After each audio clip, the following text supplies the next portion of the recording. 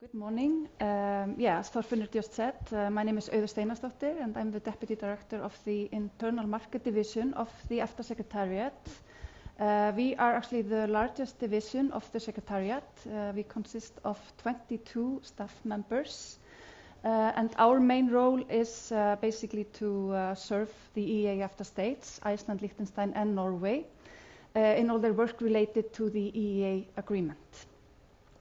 So today I will mainly focus on the incorporation procedures, so basically how EU law becomes EEA law. But before I kind of dive into the procedures, I will start off with recapping a few of the main kind of basics as regards the functioning of the EEA agreement.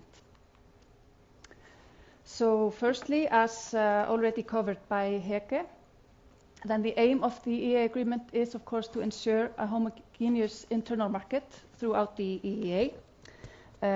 So this means that EEA rules should be implemented, interpreted, and applied uniformly throughout the EEA.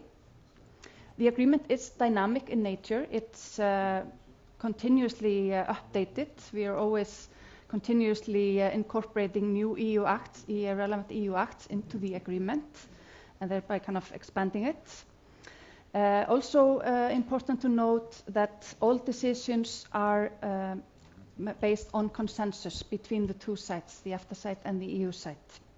But I will go further into that later on. So there are quite a few challenges that we face in our daily work.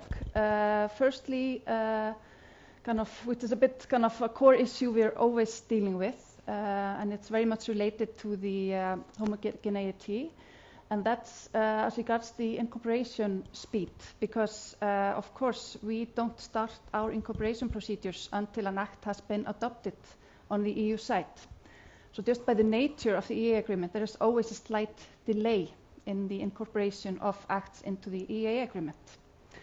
And this kind of causes a bit of a backup of so-called backlog, which means these are kind of acts that are EEA relevant, have been adopted and entered into force on the EU side, but not yet been incorporated into the EEA agreement. And this is kind of something we're continuously working on with our member states to ensure a swift incorporation as possible of acts into the agreement. But as I say, this is a continuous effort that we need to work on in good cooperation with the EU side also. And also maybe kind of a few other issues that I mention here, just to mention a few. In the recent years, we have been seeing an increased complexity of EU acts. For example, as regards agencies, this is something that was not foreseen originally in the EEA agreement. So the number of agencies has increased very much in the past few years. We're also seeing new powers being given to EU authorities. This also we need to deal with on a case-by-case basis. And then also kind of the past few years, we're always seeing a slight increase every year in the amount or volume of EEA relevant acts that are adopted on the EU side. Then, of course, not to mention other challenges, very relevant. Brexit, for example, of course, obviously caused a lot of issues for us. Of course, it ended up with a free trade agreement, but we had to ensure simultaneous application of certain acts in order to some kind of contingency measures. Before the 31st of December 2020. Then we have, of course, COVID-19, and I know we're all probably getting a bit tired of talking about COVID-19, but I just had to still have one slide on it because this is very much relevant for us. This has been something we've been very much involved in the past year and a half, both in the Secretariat and, of course, in the EEA EFTA states. So the kind of role of the Secretariat here has been to very closely monitor everything that's happening on the EU side, all the measures, COVID-19 measures that are being adopted on the EU side, and then assisting the EEA EFTA states with incorporating those measures. And often this has to happen very quickly because in order to ensure simultaneous application throughout the EEA. So far, since March 2020, we have incorporated in total 44 COVID-19 related legal acts into the EEA Agreement. Several acts are still in the process of being incorporated.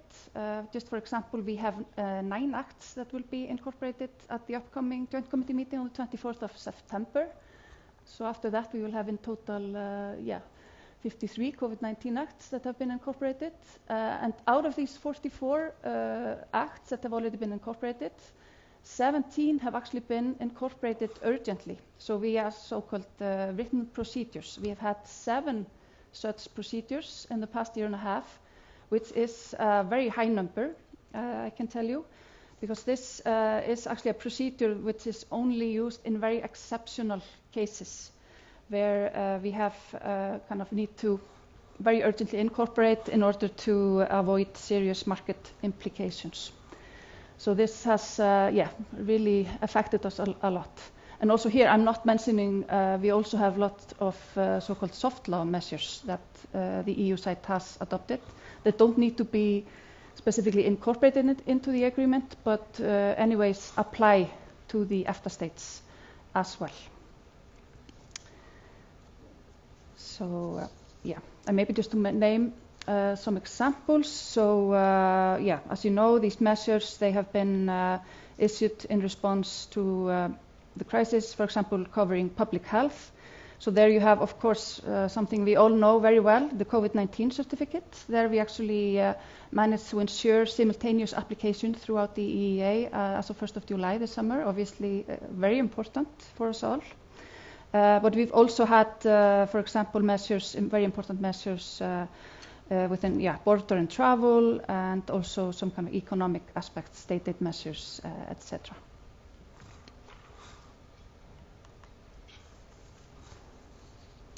Then maybe just to kind of demonstrate a bit the structure that we work in. So Hege has already actually covered the kind of main bodies, but basically, as he already mentioned, all the main work happens in the so-called working and expert groups. So this is basically consists of all the experts in the EEA After states. And kind of our role, the Secretariat's role here, is to facilitate and assist those experts. So we, in the Internal Market Division, we have 13 policy officers that actually cover everything, all these different policy areas. So they're all experts in their fields, and they basically serve each and every one of these working groups. So here, this is where the kind of core work happens, you could say. And then we have the 5 subcommittees. That's kind of the next level. So the working groups report to the subcommittees. So subcommittees 1 to 4, they basically cover all the different policy areas. They meet as one, actually, one committee, but subcommittee 5, that meets separately, and that covers legal and institutional matters. And then, on top of the structure, you have the Standing Committee of the EFTA states.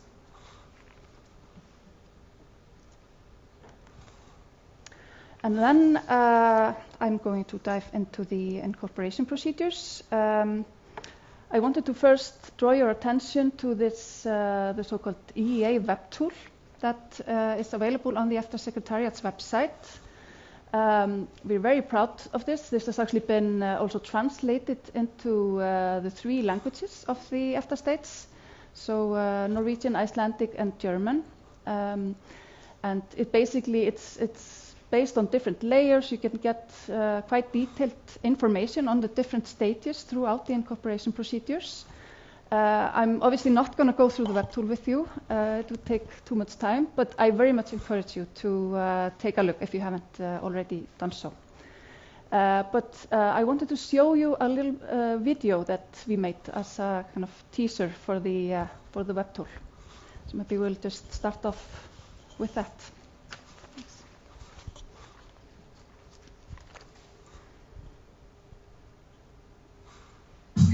The European Economic Area The EEA brings together the European Union and Iceland, Liechtenstein and Norway in the internal market. The EEA Agreement is dynamic and continuously updated to ensure common rules for the free movement of goods, capital, services and people across the EEA. How does EU law take effect in the three EFTA states, Iceland, Liechtenstein and Norway? Experts from the three EFTA states contribute to shaping EU legislation before it is adopted by the EU. For instance, they participate in meetings of EU expert groups and committees. They also submit common positions to the EU institutions. When the EU adopts an act, the three EFTA states assess its relevance for the EEA and then request the EFTA Secretariat to draft a decision to incorporate it into the agreement. In this decision, the EU Act may need to be adjusted to fit the EEA Agreement, for example, to ensure EFTA participation in an EU agency. Other adjustments reflect specific situations of the three EFTA states, such as geography or infrastructure. Each of the three EFTA states has its own national procedure to prepare for incorporation and implementation of an EU Act. When the three EFTA states have agreed on the content of the decision, it is sent to the EU External Action Service, the EEAS. The EEAS and EFTA Secretariat coordinate the discussions between the EU and the three EFTA states on the final text of the decision. Once the draft decision is ready, it is sent to the EEA Joint Committee for adoption. This committee meets around 8 times per year and is composed of the ambassadors of the three EFTA states and officials from the EEAS. It takes the formal decision to incorporate the EU Act into the agreement. Joint committee decisions normally enter into force 1 day after adoption. If a decision requires amendments to national law, the parliaments of the three EFTA states must approve it before it can enter into force. EU law that has become EEA law must be made part of the national law of Iceland, Liechtenstein and Norway. The EEA, extending the EU internal market to Iceland, Liechtenstein and Norway. If you want to know more about how EU law becomes EEA law, please visit our website.